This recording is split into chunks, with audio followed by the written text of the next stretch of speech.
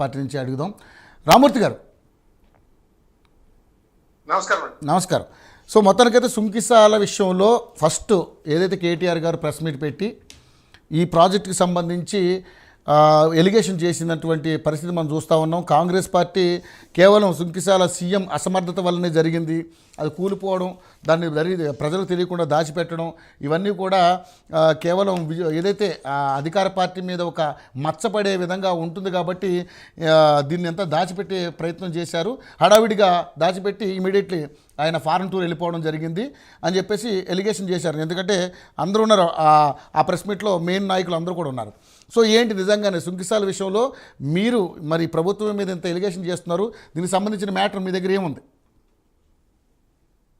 అందరికీ నమస్కారం. డిబేట్ లో పాల్గొంటున్న మిత్రులకు, మీకు యోయో టీవీ ప్రేక్షకులకు హృదయపూర్వక నమస్కారం తెలియజేస్తూ, వాస్తవానికి నిజంగా కేటీఆర్ గారు చెప్పిన ప్రతి మాట అక్షర సత్యం అండి. ఆయన ఉత్తర ఏది మాట్లాడాడు. వాస్తవానికి సుంకిసాల ఆ యొక్క ఏదైతే పంప్ హౌస్ కూలిపోయిందో దానికి పూర్తి బాధ్యత మున్సిపల్ శాఖ మంత్రిగా ఉన్న రేవంత్ రెడ్డి గారు, భారీ నీటిపారుదల శాఖ మంత్రిగా ఉన్న ఉత్తమ్ కుమార్ రెడ్డి గారు, ఇద్దరు బాధ్యత వహించాలి. వీళ్ళ యొక్క చాతగాని తనం వల్ల, వీళ్ళ యొక్క మానిటరింగ్ సరిగ్గా లేకపోవడం వల్ల అసలు సుంకిసాల ప్రాజెక్టు ఎందుకు కట్టారు, ఎక్కడి నుంచి నీళ్లు వస్తాయి, ఎందుకు ఎన్ని నీళ్లు వస్తాయి, దానికి ఎన్నిసార్లు వీళ్ళు కనీసం అధికారం వచ్చి 8 నెలలు దాటినా ఎందుకు దాని మీద కనీసం ఒకసారి మానిటరింగ్ చేయలేదు, ఎందుకు అధికారులని అప్రమత్తం చేయలేదు, వచ్చే ఫ్లడ్ ని ఎందుకు పసిగట్టలేకపోయింది, వచ్చే వర్షాలని ఎందుకు అంచనా వేయలేకపోయింది, ఇవన్నీ చాలా క్వశ్చన్లు ఉన్నాయండి. దానికి 1-2 తోటికి అయ్యేది కాదు. కాబట్టి దీనికి పూర్తి బాధ్యత వహించి తప్పించుకొని తిరగాలని మళ్ళా లేనిపోని నిందలు గత ప్రభుత్వంపై చేసి లేనిపోని అబద్ధాలు సృష్టించి మళ్ళా బీఆర్ఎస్ పార్టీని, కేసీఆర్ గారిని ఒక నింద వేయాలనే ఒక దుర్మార్గమైన కుట్ర మళ్ళీ కాంగ్రెస్ పార్టీ మళ్ళొక రూపంలో తీసుకున్నది.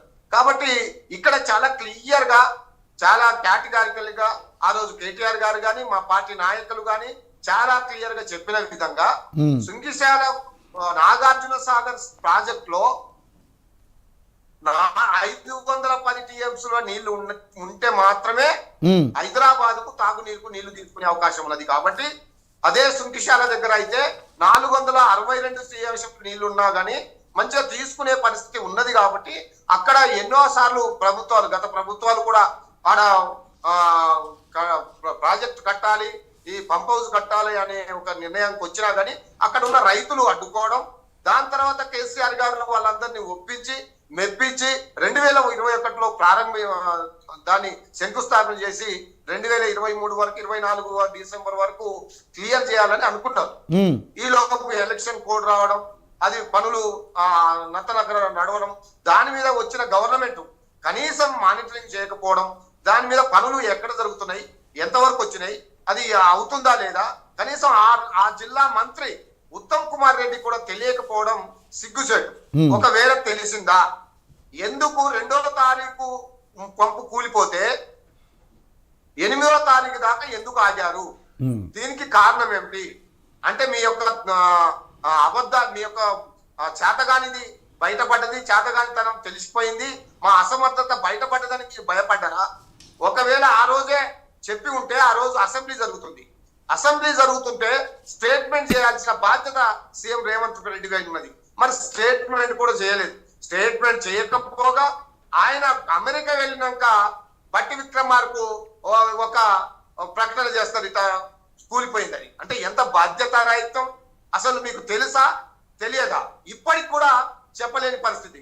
ఈ రోజు కూడా 2వ తారీఖు మాకు తెలిసింది, మేము అధికారులను అప్రమత్తం చేశాము, అక్కడ నిజంగా ఒకవేళ షిఫ్ట్ కనుక కాకుంటే మరణాలు కూడా చాలా జరిగి ఉండే.